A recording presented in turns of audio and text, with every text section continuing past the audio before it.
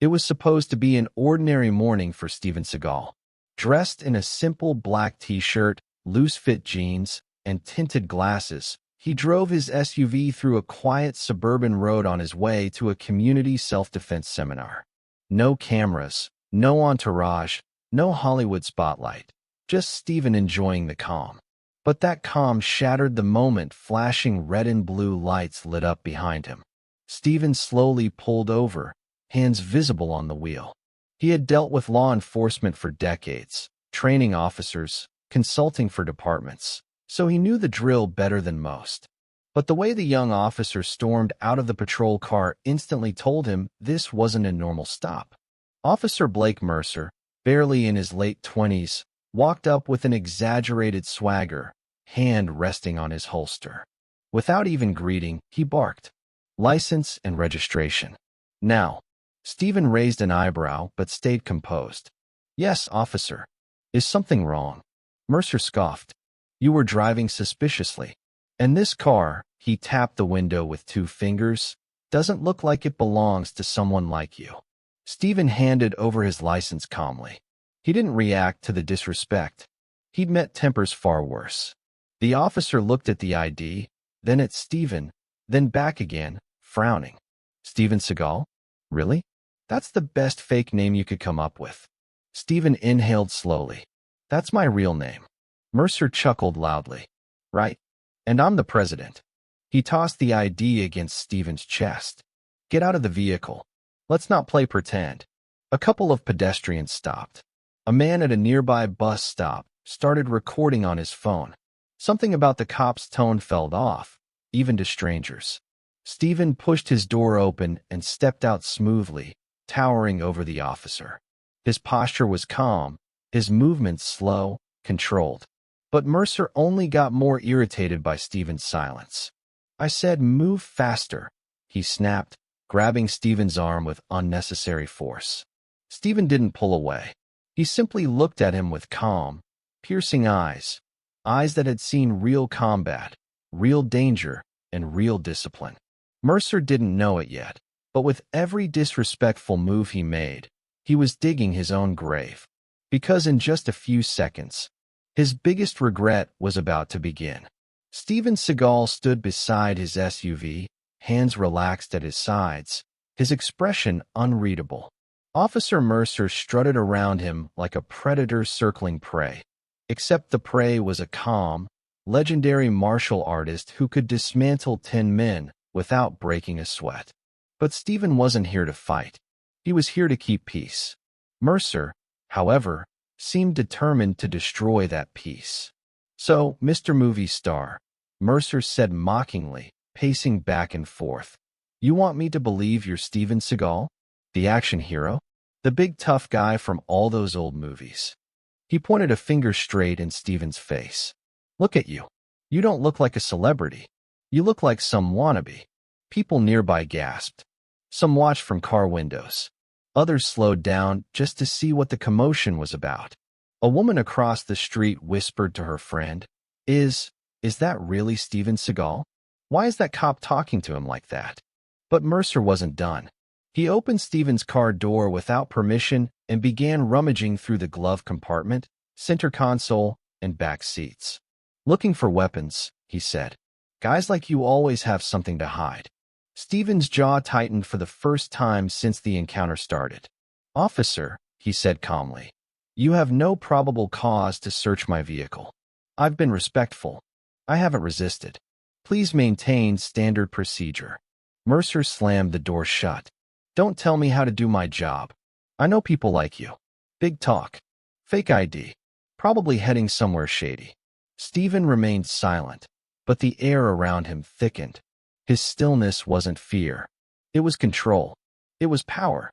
It was discipline. A teenager filming whispered to the camera, "Bro, this cop is done and he doesn't even know it." Meanwhile, Mercer kept berating him. "You know what's funny?" Mercer said, stepping closer. "You think being calm is going to help you. But to me, it just looks like guilt." He poked Steven's chest with 2 fingers. "You think you're intimidating? Huh?" Steven didn't flinch. Not an inch. Mercer's face turned red with frustration. "Oh, you're one of those silent tough guys," he sneered. "Let's see how tough you are when I bring you in."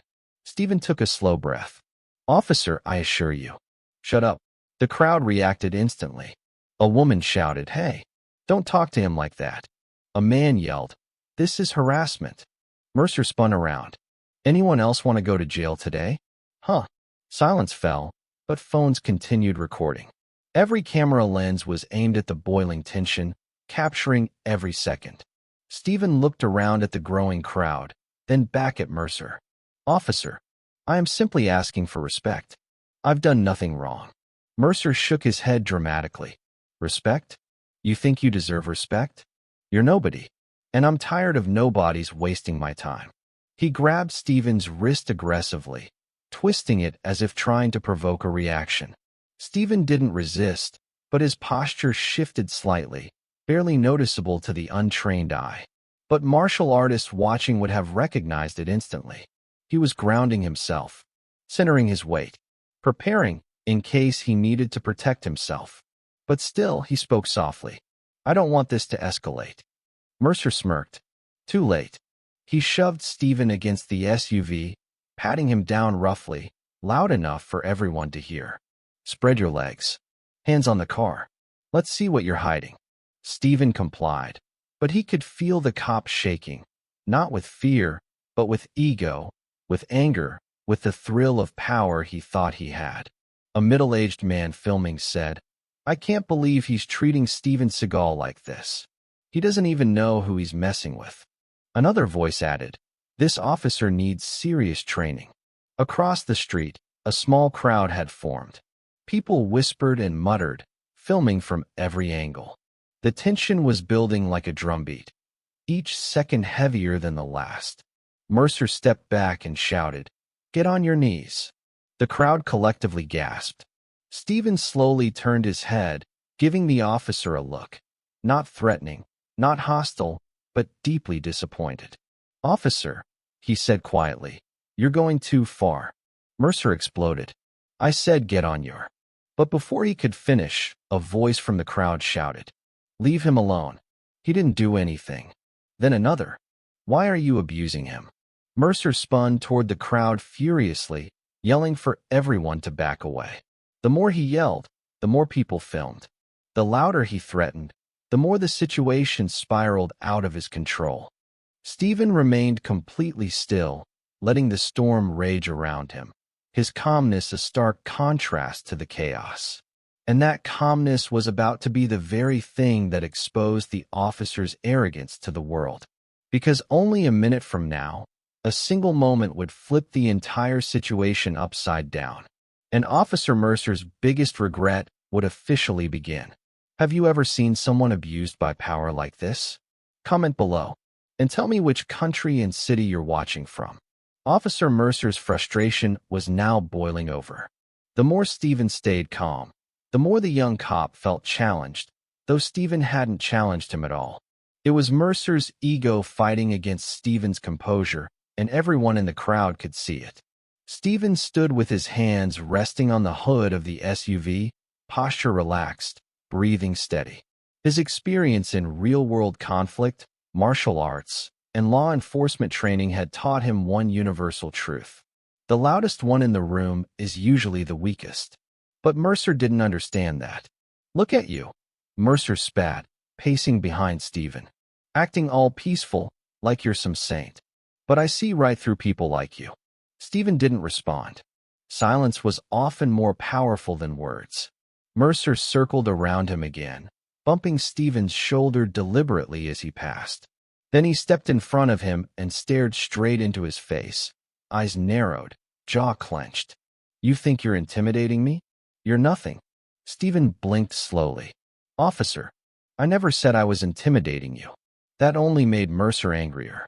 "Don't talk back to me," he screamed, drawing the attention of every single bystander in the area. A woman pushing a stroller whispered, "This cop has completely lost control, and that man didn't even raise his voice once." Another man muttered, "It's almost like the cop is trying to provoke him into reacting." And he was. Mercer stepped back and shouted, "You know what? I'm searching your vehicle again. There has to be something in there." He yanked open the back door of the SUV and began tossing things onto the street. Steven's training pads, a duffel bag filled with uniforms, a stack of seminar flyers.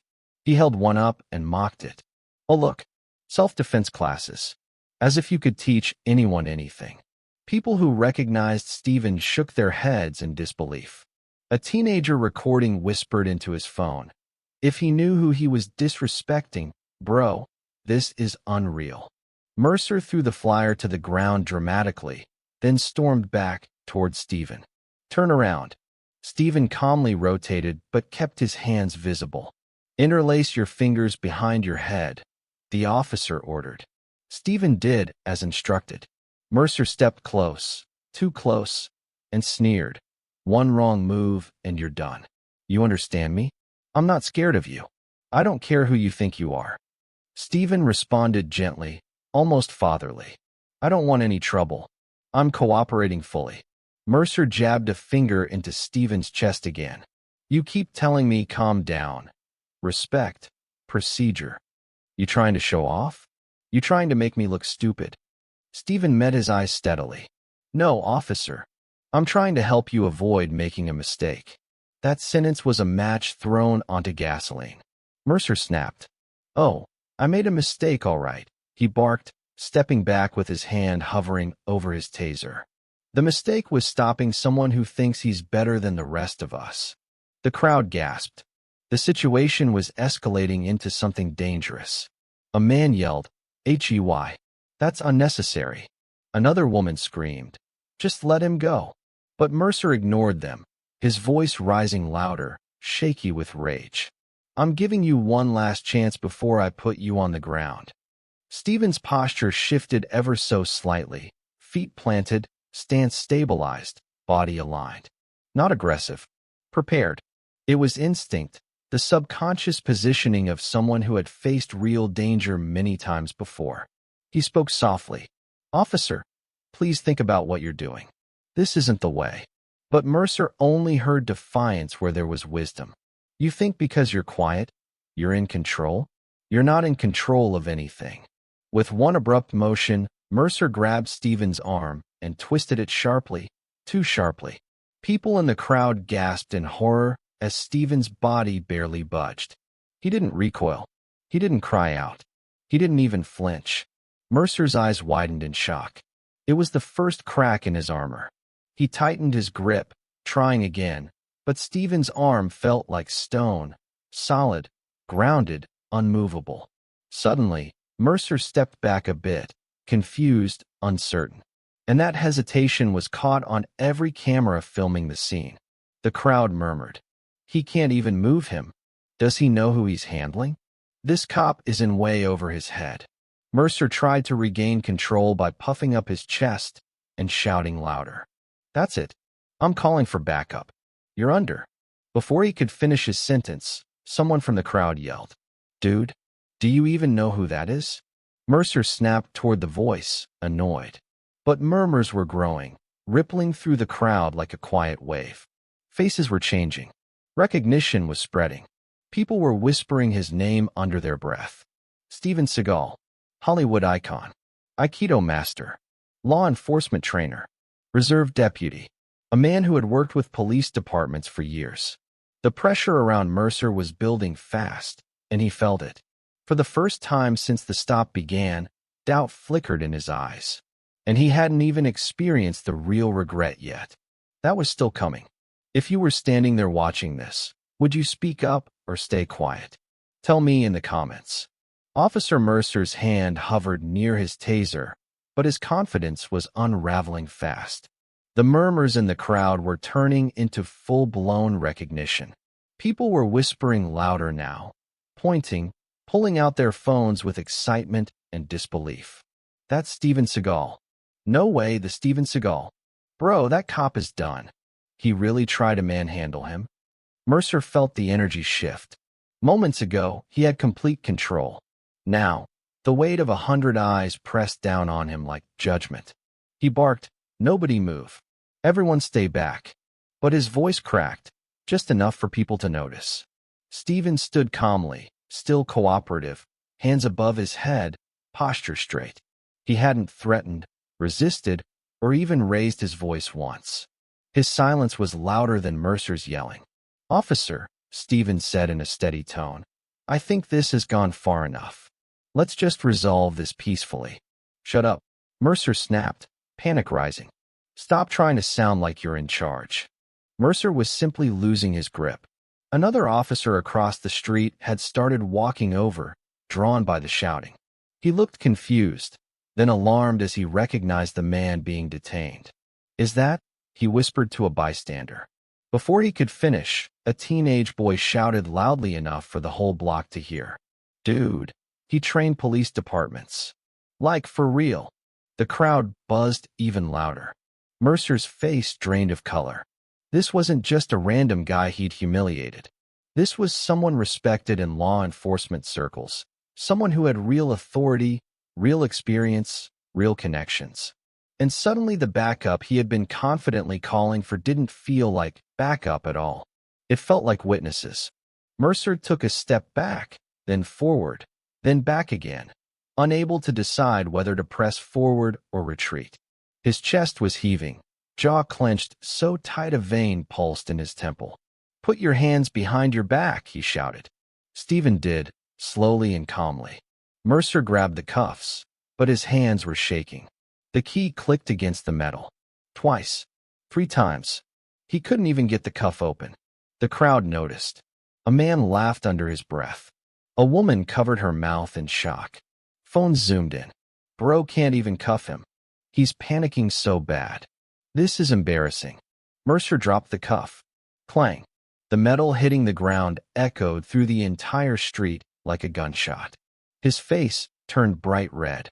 He bent down quickly to grab the cuffs, but as he leaned forward, his radio slipped off his belt and clattered loudly onto the pavement. The crowd actually gasped. It was the moment everyone watching realized. The cop wasn't in control anymore, not even of himself. Steven spoke softly. "Officer, breathe. Just relax. Let's de-escalate. Don't tell me what to do." Mercer shouted, spinning around. "Stop acting like you're superior." Steven looked at him with patience. Not condescending, not arrogant, just calm. "I'm not acting superior. I'm trying to help you." Mercer's eyes twitched. "I don't need your help." Just then, his supervisor, Sergeant Daniels, arrived. He was older, experienced, and instantly sensed something was wrong based on the crowd, the discarded equipment, and Steven's composed stance. "Mercer," Sergeant Daniels said firmly, "step aside." Mercer stiffened. I have it under control, Sarge." Daniels looked him up and down. "You look anything but in control." Mercer swallowed hard. Daniels turned to Steven. "Sir, is everything okay here?" Steven nodded. "It can be. I'm just following instructions." Daniels glanced at the scattered gear, the shaken officer, and the crowd filming every second. He knew instantly what had happened. "Mercer," he said quietly, "do you know who this is?" Mercer clenched his jaw. "I don't care who he thinks he is. He's a post-certified law enforcement instructor," Daniels cut in. "He's worked with multiple departments. He's trained officers, Mercer, including people in this state." The silence that followed was crushing. Mercer's face collapsed as reality hit him like a punch to the chest. Every insult, every shove, every threat, every humiliation, all directed towards someone who not only had more experience than him, but someone the department respected. The crowd sensed the shift and leaned in. Daniel stepped forward. "Steven, would you like to formally file a complaint? We can start the process right now." Mercer's eyes widened in panic. His breathing turned shallow. He looked like the ground had vanished under his feet. "Yes, sir, please," Mercer stammered. "Let's talk." "I didn't know." "That's the problem," Daniels said sharply. "You didn't care to know." Steven looked at Mercer, then at the crowd, then back at the sergeant. "I don't want anyone to lose their job," Steven said quietly. "But I won't tolerate abuse." "Absolutely," Daniels replied. "We'll review the footage." Mercer looked around at the dozens of phones pointed at him. His mistakes immortalized forever. And that's when it hit him. The regret. The real regret. The kind that changes a career. His hands trembled. His voice cracked. Sir, I'm sorry. But the damage was already done. And Steven hadn't even spoken the words that would seal Mercer's fate. Not yet.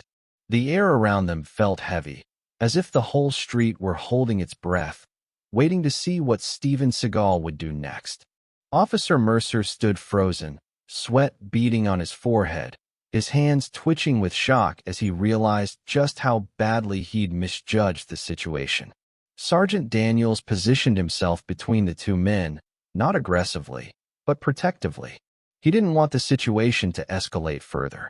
He knew Steven's reputation. He'd read the reports of Seagal's calm presence even under extreme pressure. This man didn't lose control. He didn't lash out. He didn't act without purpose. Steven, Daniels said gently, you have every right to file anything necessary. What happened here isn't acceptable. Mercer swallowed hard. Every word sounded like another nail being hammered into his future. But Steven didn't respond right away. Instead, he took one step forward, not threateningly, but with the kind of quiet authority that commanded a room. Even the crowd pressed in closer, phones rising higher, people whispering. He's finally going to say something. This is it. Bro, Mercer is done. Steven looked Mercer in the eyes. He didn't glare. He didn't scowl. His expression was disappointed. And somehow, that was worse. Officer, Steven said, his voice steady and deep. Do you know the first thing I teach in every law enforcement seminar? Mercer shook his head slowly. Steven continued, respect. Not because someone earned it. Not because they look a certain way. Not because they have a title. But because they're human. Mercer's throat tightened. Steven stepped closer. You escalated without listening. You judged without thinking. You treated me like a threat when all I did was comply. If I weren't trained to stay calm, someone else might have panicked, and this could have gone very differently. The crowd murmured in agreement. Sergeant Daniels nodded grimly. And the second thing I teach, Steven added, is control.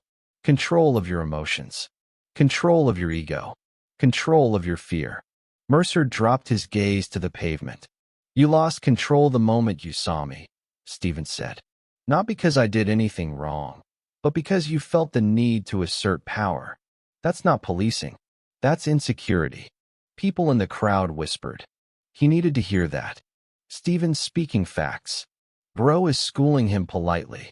Mercer's eyes welled with shame, but he forced his voice out. I didn't mean. Steven lifted a hand gently, not to silence him, but to calm him. Intent doesn't erase impact, he said. Mercer stopped talking instantly. Steven motioned toward the crowd. Look around you, officer. Every one of these people watched everything you did. They didn't see a professional. They saw someone abusing authority. Someone who didn't know how to handle a routine stop without turning it into a confrontation. Mercer clenched his jaw, embarrassed beyond belief. Daniels sighed. He'd seen officers make mistakes before, but this was different. This was a public humiliation caught on a dozen cameras. No department could ignore footage like this. Then Steven did something nobody expected. He took a deep breath and softened. Officer Mercer, he said quietly, I'm not your enemy. I never was. Mercer looked up, confused. You're young, Steven continued. You haven't seen the worst of the world yet. You're still learning. But what you did today, that wasn't strength. That was fear pretending to be authority. Mercer flinched at the truth. Steven stepped back and addressed both him and the sergeant. You can fix this, but only if you're willing to admit the mistake and grow. The crowd fell silent. You could have heard a pin drop. Even the wind seemed to pause. Mercer felt the weight of the moment pressing hard on his chest. He opened his mouth to speak, but Steven wasn't done. He pointed to the cuffs on the ground. Pick them up. Mercer hesitated, then slowly bent down, retrieving the cuffs with trembling fingers. Now, Steven said softly, think about why those fell from your hands. Think about the state you were in. Think about the choices that led you here. Mercer swallowed the lump in his throat. I acted out of anger. I profiled you. I disrespected you. You forgot the badge doesn't make you powerful, Steven finished. Your character does. The crowd reacted with a quiet, collective exhale. It was the first time Mercer fully understood the depth of what he'd done. Daniel stepped forward. Steven, if you want him removed from duty immediately, I can make that call. Steven looked at Mercer for several long seconds. The young officer stood stiffly, bracing for the worst. He expected Steven to unleash hell on his career. But instead, Steven said, I don't want him fired. Gasps rippled through the crowd. Even Daniels looked shocked. Mercer blinked rapidly. I want him trained, Steven continued. Properly trained. By someone who knows how to balance authority with respect. Daniels nodded slowly. And who would you suggest for that? Steven raised one eyebrow. You're looking at him, he said. The crowd erupted. Phones shook as people shouted. No way. He's going to train the guy that disrespected him? Steven is on another level. Mercer stared at Steven, stunned. But, Steven added firmly, only if he chooses to learn. Growth is voluntary. Mercer's voice cracked. I want to learn. Please. Steven nodded once. For the first time in the entire encounter. Officer Mercer looked relieved. But the situation wasn't over. Because the moment the footage hit the internet, everything was going to explode. Sergeant Daniels escorted Officer Mercer a few steps away, giving him space to breathe, and space for Steven Seagal to gather himself after the intense confrontation. The crowd was still buzzing, but something else had begun happening. Phones were dinging. Notifications. Shares. Comments. A woman gasped, staring at her screen. Oh my God, the video's already online. A bystander shouted. Bro, this thing just hit 10,000 views in 5 minutes. Another lifted his phone, eyes wide. It's blowing up on TikTok. Look at these comments. Steven's eyebrow lifted slightly. He knew things went viral fast these days, but this fast? A teenager ran up to him breathlessly. Sir, the video of the officer yelling at you. It's everywhere. Instagram, YouTube, Twitter, like all of them. Steven didn't react dramatically, but inside he felt a tight knot. He had tried to de-escalate the situation quietly. He wanted to help the young officer grow, not destroy him in front of the world. But once the internet smelled injustice, there was no stopping it. Across the street, Officer Mercer looked like he'd been punched in the gut. His phone started vibrating non-stop. Messages, calls, alerts from the department's internal channels. He stared at the screen, face draining of color. Sarge, he whispered, voice shaking. It's online. Everything. Even the part where His voice broke. Daniels placed a hand on his shoulder. Take a breath, Mercer. Panicking won't help. But it's everywhere. Mercer nearly cried. My family, my wife, my whole department is going to see this. I made a fool of myself. Daniels exhaled deeply. Not just foolish. Reckless. But you have a chance to fix it. Steven offered something nobody else would have. A chance to grow. Mercer wiped his eyes and nodded weakly. Meanwhile, a reporter from a local news station arrived, microphone in hand, jogging towards Steven. Mr. Seagal, do you want to make a public statement about the incident? People online are calling it police abuse. Steven held up a hand. I'm not here to attack anyone, he said calmly. My goal isn't to ruin a man's career. The reporter blinked, surprised. Most celebrities would be furious after what happened. Anger never solves anything, Steven replied. But correction? Guidance. That changes lives. The crowd murmured approvingly. Suddenly, a police SUV pulled up. Lieutenant Harris, a high-ranking official Steven had worked with years ago.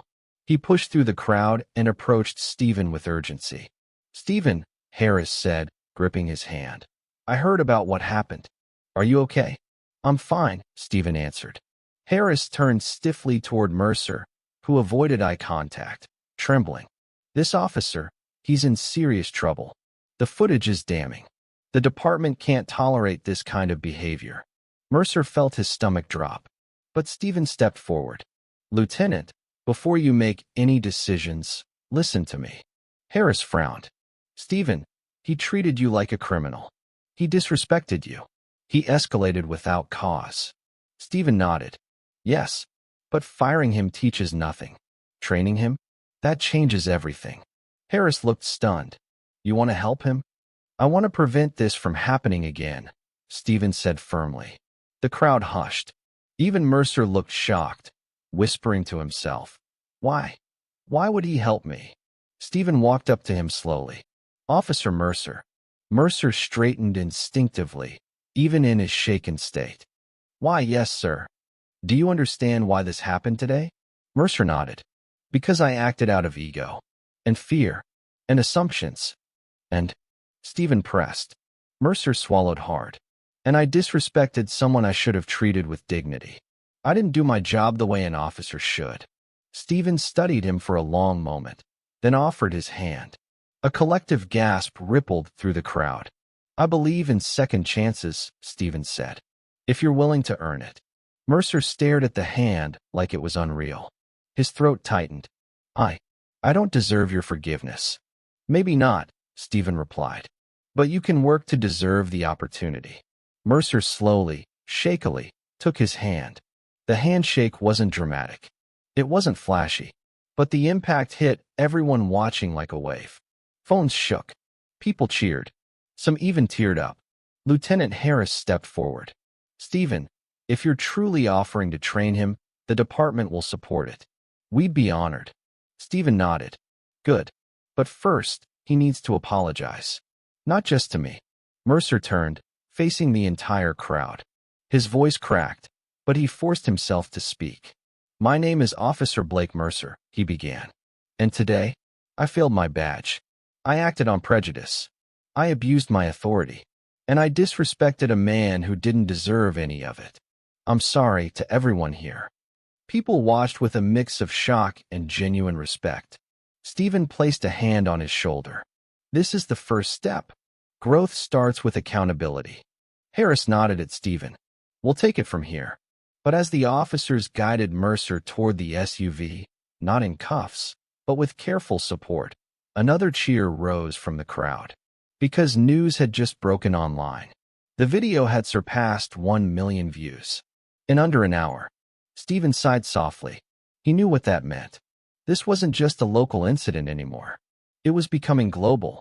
By the time Steven Seagal drove home that evening, the sun had already dipped below the horizon, splashing the sky with orange and purple streaks. But he barely noticed the sunset. His phone was vibrating nonstop. Message after message. Call after call. Notifications exploding by the second. He set the phone down on the counter, exhaling slowly. He had known the video would spread, but he had underestimated how far. Across the world, people were watching the footage of Officer Mercer yelling, shaking, dropping his cuffs, and then, most unexpectedly, apologizing to Steven publicly. They watched Steven's calm demeanor, his patience, his refusal to humiliate the young officer when he easily could have. Hashtags were trending globally. Hashtag respect like Seagal. Hashtag justice with grace. Hashtag second chances matter. Thousands of comments flooded every social media platform. Steven handled that like a true master. That officer is lucky Steven gave him another chance. This is how authorities should respond. Power isn't about force, it's about control. But the biggest shock came when international news outlets picked up the story. CNN, BBC, Al Jazeera, even newspapers in Japan, Russia, and the Philippines. Every headline echoed the same message. Actor Steven Seagal de-escalates hostile police encounter with calm and respect. Meanwhile, Officer Mercer sat at home with his wife, staring at the TV screen as reporters replayed the footage for the 10th time. His stomach twisted each time his own face appeared. Red, sweating, panicked, unprofessional. His wife took his shaking hand. You messed up, but you're lucky he's giving you another chance. Mercer nodded slowly. I don't know why he did. I don't deserve it. Then earn it, she whispered. Become the man he thinks you can be. The next morning, Mercer walked into the department, expecting punishment. And there was disciplinary action, a formal reprimand, mandatory retraining, media restrictions, but something more important was waiting for him. Steven Seagal. He stood near the training mats in the department's gym, arms folded, waiting. He gave Mercer a small nod. "You showed up," Steven said. "Yes, sir," Mercer replied quietly. "I said I would." "Good." Steven motioned to the mat. "Then let's start." The rest of the department gathered around, watching. Some doubted Mercer.